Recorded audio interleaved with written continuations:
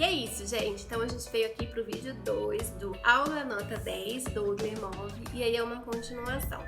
Eu sugiro que quem tá chegando aqui agora volte lá pro Lemov 1, volte mais ainda no primeiro vídeo que eu falo sobre as técnicas que eu estou utilizando para estudar para o concurso de professor da Prefeitura de Mogi das Cruzes, tá bom? Então a gente tá falando aqui sobre Lemov e aí eu fiz uma pergunta, eu encerrei o primeiro vídeo fazendo essa pergunta: o que faz para Lemov, o que faz com que um professor seja um professor excelente e, portanto, consiga oferecer uma aula nota 10? A gente ouve assim, até às vezes a gente mesmo responde, né? Vocês já ouviram perguntar assim: nossa, se você não fosse professor, se você não fosse ator, se você não fosse vendedor, se você não fosse tal coisa, o que você seria? E muitas vezes a gente responde assim: nossa, eu não consigo me ver em outra atuação, porque eu amo muito o que eu faço e eu faço isso muito bem feito, eu não consigo me ver de outra forma. E aí, dentro desse raciocínio, o livro pergunta assim, esse raciocínio na verdade eu que criei, eu que inventei, mas o raciocínio do livro é: o que os grandes professores fazem que os outros não fazem? Excepcionalidade, ser um professor excelente, e aí onde eu quis chegar com esse exemplo, é uma coisa instintiva, é uma coisa que já é pré-existe em você, ou é uma coisa que você aprendeu? E aí ele responde que o que faz com que o professor seja um professor excelente e que, portanto, consiga oferecer uma aula nota 10, sim, é o domínio do tema, ele precisa ter o domínio do tema, sim, ele precisa ter experiência, mas o que faz com que garanta a excepcionalidade do professor são boas técnicas. E na cabeça de Lemov, a partir de tudo que ele estudou e de toda essa pesquisa, as boas técnicas são, sim, aprendidas com professores que já atuam através de boas técnicas. Professores que já são excelentes podem ser modelos, exemplos e inspirações para professores que querem se tornar excelentes. E aí ele fala também que esses professores que têm o domínio do tema, que têm experiência e que têm boas técnicas, são os melhores professores. E os melhores professores causam um impacto muito grande na aprendizagem do aluno. Né? Sabe aquele, poxa, nossa, esse professor, poxa, olha esse professor era demais, nossa, eu lembro desse professor, sabe? Aquele professor assim, que causa um grande impacto na nossa vida. Enfim, os bons professores causam um grande impacto na nossa vida, mas a gente sabe que os maus professores também, né? Enfim, mas vamos para Lemov. Então ele fala assim que essas boas técnicas são as boas técnicas são o que define um professor excelente de aula nota 10. O livro, ele deseja substituir a teoria pedagógica? Não, de jeito nenhum. O que ele deseja? Qual é o objetivo do livro? Encontrar e aplicar soluções mais adequadas para as práticas, adaptando-as ao seu contexto. Até porque eu acredito que se você não puder adaptar ao seu contexto, ela vai perder totalmente a qualidade, né? Se você pegar uma prática, uma técnica e inserir cegamente num determinado contexto, ignorar o contexto, não sei se vai funcionar. Mas aqui fala isso, né? É você encontrar e aplicar soluções mais adequadas para a prática, adaptando-as ao seu contexto. Então, o livro não deseja substituir a teoria pedagógica. Eu vi vários vídeos e um deles eu vi que uma pessoa comenta assim: chega de teoria, né? A gente quer prática. No meu ponto de vista, não é chega de teoria, a gente precisa da teoria, mas que bom que existe uma pessoa que traz pra gente uma prática assim tão passo a passo. Então vamos juntar e pegar a parte boa, tanto da teoria quanto da prática, e também observar a parte ruim. Lembra do Arredondo lá, que falou sobre o processo, né, de avaliação? Vamos fazer, vamos olhar ter esse olhar criterioso e conseguir pegar a parte boa. E eu não acredito que a gente tenha que ignorar a parte ruim, mas aprender e evitar, né? Sabe aquelas pessoas que não ensinam pra você o que você gostaria de ser, mas ensinam o que você não gostaria de ser? Então, tipo isso, né? Bom, gente, basicamente em relação à parte teórica, foi essa a fala. E aí eu vou comentar com vocês que cada professor e cada atuação, ela é específica, mas existem ferramentas mais eficazes para todas essas situações, para todas as áreas específicas, né? Eu achei interessante. tanto para os... uma coisa que fala assim, tanto para os professores recém-formados, quanto para aqueles professores mais experientes também, né? Porque é sempre legal a gente estar se revendo, até porque o nosso público muda, a dinâmica social muda, a demanda da sociedade muda, querendo ou não, a escola forma cidadãos para atuar na sociedade, e aí sempre teve isso, né? Da dinâmica da sociedade cobrar uma formação diferente para atender aquela demanda, né? Depende de como a sociedade está formatada, é o tipo de pessoa que ela espera que saia da escola, que ela cria expectativa para sair da escola. Enfim, então talvez seja interessante rever, porque você formar pessoas que depois ela não vai conseguir se encaixar na sociedade, eu não tô falando aí de um gado, né, de uma coisa assim, que chega lá, você fala, ficar repetindo, não é isso. Mas assim, você conseguir se encaixar para você conseguir atuar na sociedade, creio eu que seja mais viável, né? Não você continuar formando pessoas que já estão desatualizadas, do contexto social. Bom, vamos lá, vamos às técnicas, gente. Deixa eu falar com vocês sobre os cartõezinhos. Então, ó, o primeiro cartãozinho aqui que eu fiz. Qual é a ideia principal? Então, ó, a ideia principal, o que faz um professor ser excelente, o que eles fazem, ou o que eles têm que os outros não têm. Ser excelente é uma coisa instintiva, é pré-existente ou é uma coisa que se aprende? Aprender com o exemplo dos melhores professores é o que faz um professor também tornar-se excelente. Identificar as práticas mais eficazes em sala de aula, que foi o que a pesquisa terminou trazendo aqui pra gente, e técnicas didáticas trazem ensino mais eficaz. Então, o primeiro cartãozinho. Ó, o outro. Alguns questionamentos do livro. Quais são alguns questionamentos do livro? O que os grandes professores fazem, que os outros não fazem, repetiu, não tem problema. Excepcionalidade, instintivo, ensinada. Como garantir que os alunos tenham os melhores professores possíveis? O que faz um professor ser excelente? Ó, um outro cartãozinho aqui, ó. O que faz um professor ser excelente? Ele ter boas técnicas, ele ter domínio do tema e ele ter experiência. Isso faz um professor ser excelente. Aquele professor extrovertido, que domina o tema também, que tem experiência, só isso é critério para você ser contratado. Mas para você ser excelente e, portanto, oferecer uma aula nota 10, você precisa ter boas técnicas. O livro, ele é prático ou teórico? E aí fala assim, né? O livro ele não quer substituir a teoria pedagógica, mas ele quer encontrar práticas e aplicar soluções mais adequadas para a prática do professor, adaptando-as ao seu contexto. Tá? Aqui é a resposta dessa questão. Como melhorar significativamente a eficácia do professor? Olha aqui como é que tá. Através do domínio de estratégias, de perspectivas e de técnicas adequadas. Existem caminhos diferentes para cada professor, mas existem ferramentas eficazes para todos. Certo? O que vem a ser essa questão de criar expectativas acadêmicas? Ó, criar expectativas acadêmicas, e aqui eu coloquei o que vem a ser isso. Criar expectativas acadêmicas já entra um pouco assim numa certa técnica, de uma das técnicas. Vamos lá.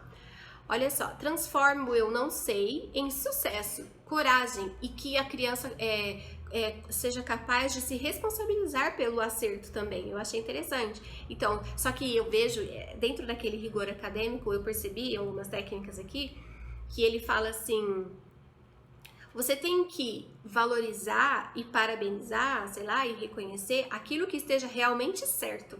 É tipo assim, sabe aquele meio certo? É certo. Está certo? Está totalmente certo? 100% certo? Atingiu realmente o objetivo da pergunta? Ok, muito bem. E ainda além disso, tem uma outra técnica que ele fala aqui, vai falar aqui. Aqui, ó, puxe mais. Para aquelas respostas que já vieram corretas, né, completas, digamos assim, puxe mais. Faça perguntas complementares, perguntas que testam a confiabilidade, sabe? Quem descobriu o Brasil? Pedro Álvares Cabral, professora. Nossa, Pedro Álvares Cabral? Mas nesse momento, onde é que estava Dom João VI? Sei lá, enfim. Entendeu? Sabe? Sim, professora, foi Pedro Álvares Cabral. Enfim. Ou, quem descobriu o Brasil? Pedro Álvares Cabral. Pedro Álvares Cabral e os índios já não estavam aqui no Brasil?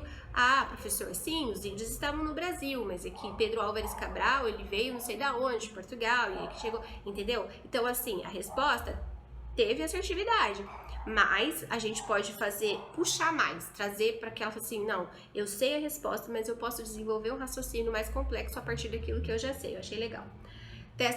Testam confiabilidade, o que esse puxar mais, essa técnica puxe mais de fazer perguntas complementares gera. Testam confiabilidade, desafiam e ampliam conhecimento. Quase que eu não entendo a letra. Ampliam o conhecimento. Achei bem bacana. O outro, certo é certo, foi o que eu já falei. Respostas totalmente corretas atendam ao rigor. Tem que ter rigor. Então, sabe, é engraçado, né? O mesmo rigor que meio que exige do professor, também vai exigir do aluno. E lembra, no primeiro vídeo, eu falei sobre isso, a Charter Schools, que ele é fundador, professor e diretor, que algumas pessoas faziam aí uma comparação com escolas militares, algumas diziam que eram muito rígidas, e dararará. Então, ó, certo é certo. Não tem essa de, não, eu não vou estragar a autoestima da criança, né? Deixa eu estimular. Olha, fulano, 2 mais 2 não é 5, mas é quase lá, é 4. Você tá quase... Não, 2 mais 2, 5, errado. Certo? Puxe mais, foi o que eu já falei, respostas corretas. Boa expressão. Gente, eu achei interessante essa questão da boa expressão. Gramática, então você exigir, ainda dentro daquele rigor acadêmico, você exigir gramática correta, frases completas, voz alta, outros critérios, né, que você julga importante a depender da sua área ali. Então, assim, voz alta, você ter segurança. Joãozinho, 2 mais 2, 4. Que, Joãozinho? 4. Joãozinho, 2 mais 2 é quanto? 4, professor. Enfim. Mas é técnica, é o que tá fazendo parte lá. É assim, gente, eu fiz essa brincadeira, né? 4, professor. Eu procuro ver o lado, como eu já falei, o lado positivo e negativo, né, das duas coisas. Você concorda também que você estimular e desenvolver na criança uma postura de responder com assertividade, com segurança e com firmeza é bom? É bom. Qual que é o ponto positivo e negativo disso? Talvez a pessoa ser rígida demais e aí não ter aquela abertura para o se rever? São todas as questões que você pode responder assim com uma voz alta e com segurança? Ou algumas questões elas têm abertura para professor, olha, eu acredito que não, mas pode existir essa outra, ou você pode dar essa mesma resposta, né? Professor, não, eu acredito que nesse aspecto pode ser assim, embora a gente possa considerar outros aspectos também desse assunto, quer dizer, você está falando em voz alta, você está falando com segurança, mas você está considerando que aquilo ali não é uma verdade absoluta, que aquilo pode ser revisto, que aquilo pode ter outros olhares e tal, né? Então, tomar cuidado com esse sentido. Isso, sim, é um olhar que eu tenho, que eu tô falando porque, assim, é importante quando a gente for responder, se a gente for se basear, surgiu lá uma situação, problema nas questões dissertativas, então eu sei que eu consigo embasar com o Doug Lemov. E aí eu tomar cuidado para não ter um pensamento assim tão fechado, ter um bom senso ali, ter uma perspicácia para observar o que de fato a questão pede e também, de certa forma, conseguir fazer esse levantamento, né, e expressando aí que se tem um bom senso. É isso, gente. Então, aí tem outras técnicas. Olha que legal essa aqui, ó. Motivar os alunos nas suas aulas. De surpresa. Então, chame os alunos, mesmo que não tenha levantado a mão. Gente, sobre esse assunto, tal. Ah, professor, eu sei. Ah, legal. E você, Joãozinho? Você sabe o quê? O que você sabe sobre isso? Então, para eles ficarem sempre atentos, que eu já falei nisso com adolescentes, porque eu quis respeitar umas coisas nossas, enfim, mas assim, permitir que a criança, o adolescente, sabe, fique disperso em outra coisa que não seja ali o momento da aula. O que isso representa, né? Representa um desrespeito, representa um desinteresse, ou representa o jeito dele de estar prestando atenção. De repente, eu tô aqui desenhando, mas eu tô desenhando sobre o que você tá falando. Então a gente tem que tomar cuidado, né? Ou às vezes a pessoa tá lá assim olhando pra sua cara, mas ela tá contando carneirinho. Enfim, então chame os alunos mesmo que não tenha levantado a mão. Faz parte da técnica motivar os alunos na sua sala. De surpresa é o nome dessa. Chame os alunos mesmo que não tenha levantado a mão. Bate-rebate, revisão geral, rápida, acumulativa. Então, o que gera esse bate-rebate? Gente, tal coisa, pá, isso, tal, o autor falou o quê, tal, sei lá o quê.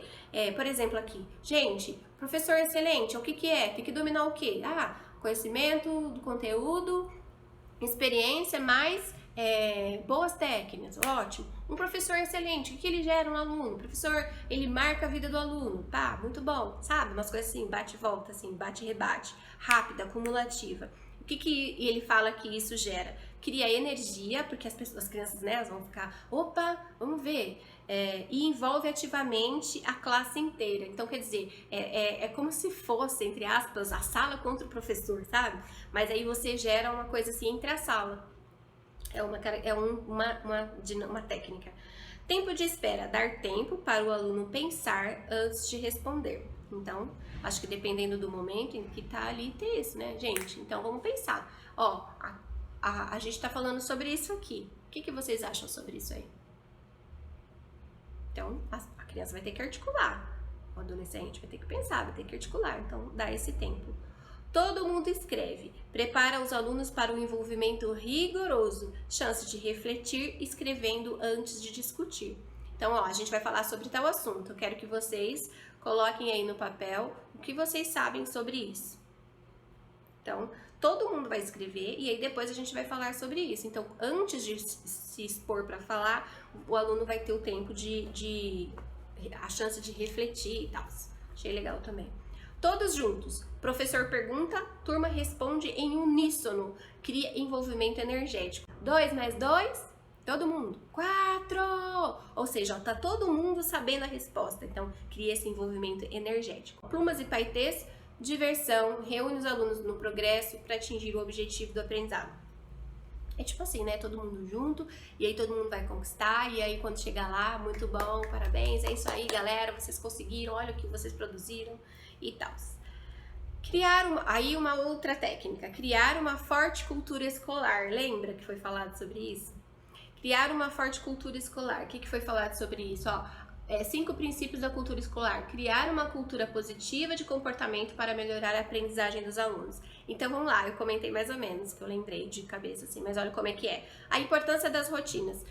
Inclusive tem as teorias, né, pedagógicas que falam que principalmente na educação infantil, até no Fundo 1 eu acho ainda legal, mas pra ser sincero, eu acho que tudo até sempre é interessante ter rotina. A rotina para as crianças, ela traz uma sensação de segurança. Eu sei o que vai acontecer, principalmente as crianças pequenas. Eu cheguei aqui, mas eu queria estar em casa, queria estar com os meus pais, né, na adaptação. A rotina, ela consegue falar assim, bom, agora eu vou fazer tal coisa, eu vou comer, depois eu vou ao banheiro, agora eu vou brincar, vou fazer uma atividade e daqui a pouco é hora de eu ir embora. Então eu vou voltar para minha casa e isso dá uma certa segurança. Isso aí é outro assunto. Vamos lá, a importância das rotinas. Rotina simples. O que é rotina? Uma rotina simples indica principal suporte de uma sala de aula eficiente. Os alunos têm orgulho de saber que fazem as coisas corretamente.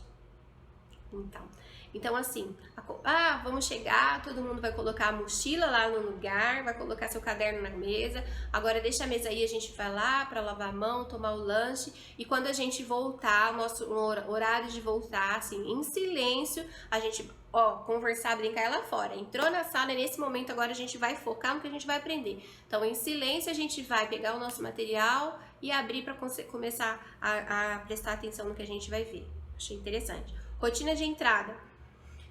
Assim que entram em sala, tornar automático, foi o que eu falei agora, esta e outras rotinas. Sobra mais tempo para o estudo. Então, quando algumas coisas, ao invés de você ter que ficar perdendo tempo, gente, a mochila é lá, a mochila é lá. Fulano, de quem que é essa mochila aqui, gente? A mochila é lá. Ou então tá tropeçando, tá atrapalhando. Gente, a mochila não é aqui, entendeu? Então, óbvio, gente, óbvio, né, que assim, não é uma dizer que, poxa, é fácil falar, porque numa sala, não é isso, gente, não é fácil fazer, eu sei que não é fácil, eu sei que eu inclusive nunca fiz, eu tenho muita teoria na cabeça, eu entendo e que eu ainda não coloquei em prática, mas eu ainda entendo também que quando eu for colocar, se Deus quiser, em prática, todas essas teorias de alguma forma vão me ajudar.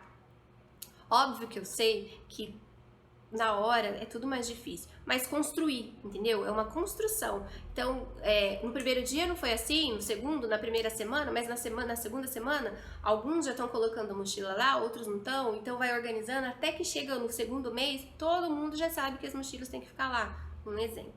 Faça agora. Pequenas atividades no quadro, ou entre o quadro branco, a lousa e a carteira, para executarem assim que entrarem na classe. Só uma dica e uma técnica, né? Bom, quando eles entrarem, já vai ter alguma coisa ali, ó, um papel, alguma coisa. Gente, essa atividade já tá pronta, é para vocês fazerem agora. Então, já entrar na sala com aquele foco, com aquele objetivo. Não entrar caçando assunto, atividade na sala, atividade no quadro. Vocês têm coisa para fazer aí, nesse sentido. Breves transições. Maximize tempo, energia do aprendizado, introduzindo rotinas rígidas para transitar de uma atividade para outra. Exemplo, guardar todo o material organizadamente para ir brincar no parque. Esse exemplo foi eu que deu, não foi ele que falou não, mas por exemplo. Gente, daqui a pouco é a hora do parque, a gente vai pro parque, mas antes, mudar do parque, né, de ir brincar no parque para o que a gente tá fazendo agora. Antes do parque, tem que estar tudo organizado, tem que estar tudo guardado, ou enfim, por exemplo, coisas que não vou usar depois, num outro período, alguma coisa assim, já deixa guardado. Até porque, principalmente quando eles têm interesse numa outra atividade, né, numa atividade nova, diferente e tal, eles fazem as coisas mais rapidinho. Então é isso, alguns exemplos aqui, tem várias outras técnicas, mas a gente já tá no Double Move 2, mas só para vocês entenderem o que é que acontece. Gente, pela milionésima vez, eu tô tentando gravar esse vídeo aqui, porque o Double Move deu uma panezinha aí no final, mas tá tudo certo, o conteúdo tá indo aí pra vocês direitinho. Na descrição do vídeo eu vou colocar um link de outros vídeos que tem a ver com esse tema que a gente tá vendo, que são os autores de concurso. E eu espero que esteja sendo útil e que esteja ajudando bastante vocês nos estudos. Curtam, compartilhem, salvem, deem joinha, todas essas coisas que a gente precisa para que o conteúdo continue sendo produzido.